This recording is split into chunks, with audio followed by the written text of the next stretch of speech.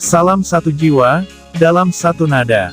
Kali ini musisi Botol akan membahas sejarah terbentuknya band legend Indonesia.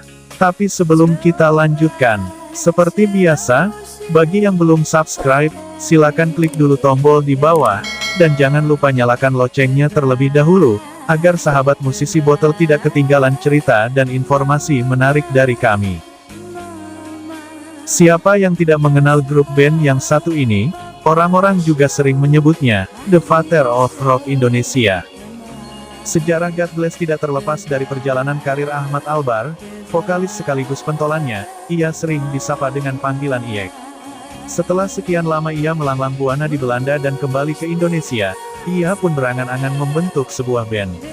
Bersama Ludwig Lemans, gitaris Cloverleaf, band Iyek ketika masih di Belanda, Iyek lalu mengajak Fuad Hasan, sebagai drummer, Doni Fatah, basis dan Dedi Dores, sebagai keyboardis, untuk membentuk sebuah band, yang bernama Crazy Wheels, tahun 1972.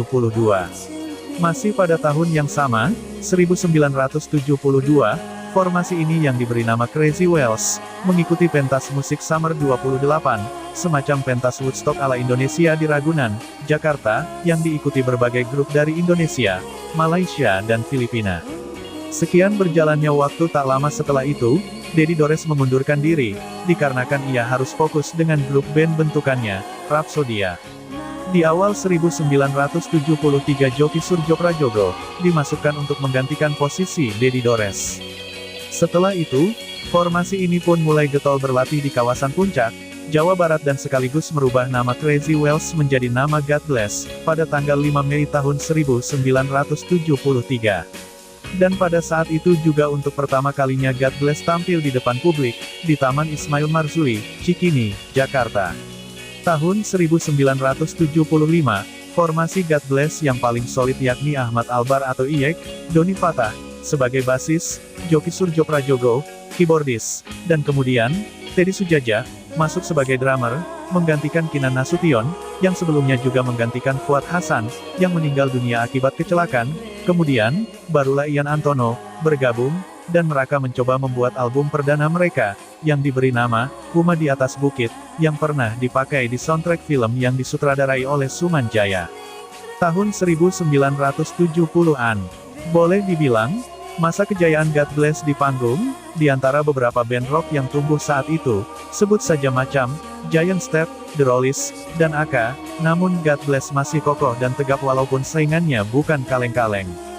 Pada tahun 1975, mereka kerap mengusung repertoar asing milik Deep Purple, ELP, hingga Genesis, namun aksi panggung serta skill masing-masing personelnya, boleh dibilang di atas rata-rata. Tak kalah dengan God Bless, mereka pernah mendapat kehormatan untuk mendampingi konser, Suzy Quarto, dan Deep Purple, di Jakarta. Dikarenakan mereka keseringan menyanyikan lagu asing, semacam milik Kingpin Me, Queen, Edgar, Johnny Winters, Deep Purple, dan Genesis, membuat gaya musik para personel God Bless, sedikit banyak terpengaruh. Hal tersebut tergambar jelas dalam penggarapan album perdana mereka, yaitu, Huma di Atas Bukit yang cukup banyak terpengaruh sound Genesis. Menjelang pembuatan album kedua, Joki Surjo Prajogo keluar dari formasi dan memilih mengerjakan proyek album solonya, serta menggarap proyek Badai Pasti Berlalu, album yang mengangkat, dan melejitkan penyanyi Chrisye. Dan kemudian, posisi Joki Surjo Prajogo, diambil alih oleh Abadi Susman, yang bergabung pada tahun 1979, dan ikut terlibat dalam pembuatan album kedua bertema Cermin di tahun 1980. Di album ini konsep musik God Bless sedikit berubah, sentuhan permainan keyboard Abadi Susman yang banyak dipengaruhi unsur musik jazz, dan The Beatles, menjadikan aransemen lagu-lagunya terkesan lebih rumit dan membutuhkan skill tinggi dalam memainkannya. Tapi, menurut Abadi, album yang sebagian besar materinya direkam secara live tersebut tidak terlalu memuaskan mereka. Karena sebelum rekaman, kami sudah memainkan lagu-lagu itu selama setahun penuh, ujar Abadi Susman. 2 tahun setelah album Cermin dirilis, Abadi Susman memundurkan diri God Bless, dan God Bless sendiri vakum beberapa tahun. Di tengah kevakuman God Bless, Ahmad Albar banyak mengeluarkan album solo, dan bekerja sama dengan beberapa musisi, sebut saja, Areng Widodo, Ucok Aka Harahap, dan pernah membuat album dangdut, namun bernuansa Timur Tengah, yang berjudul Sakia dan Laguku. Tahun 1988, God Bless menggebrak dengan lagi lewat album Semut Hitam, yang kembali menghadirkan permainan keyboard Joki Surjoprajogo. Di album ini lagi-lagi konsep musik God Bless berubah, dari tadinya lebih bernuansa rock progresif, hingga secara drastis berubah menjadi sedikit lebih keras, dikarenakan pengaruh musik hard rock dan heavy metal yang mengikuti zamannya waktu itu. Secara komersil, boleh dibilang album Semut Hitam yang antara lain melejitkan lagu kehidupan, Semut Hitam dan Rumah Kita ini cukup sukses. Sayangnya, keberuntungan tersebut tidak dibarengi oleh keharmonisan hubungan di antara personelnya, serta pihak manajemen. Akhirnya, Ian Antono menyatakan hengkang dari grup yang membesarkan namanya ini, posisinya kemudian digantikan oleh gitaris muda berbakat dari Borneo, Kalimantan. Ed Syahrani yang sebelumnya sempat memperkuat bandnya Faris RM, dan grup Sinomadeus.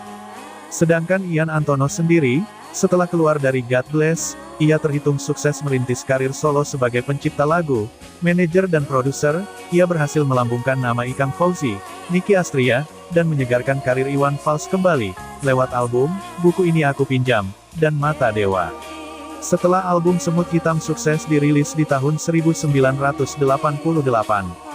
Pada tahun berikutnya 1989, God Bless langsung merilis album baru kembali yaitu, album Raksasa.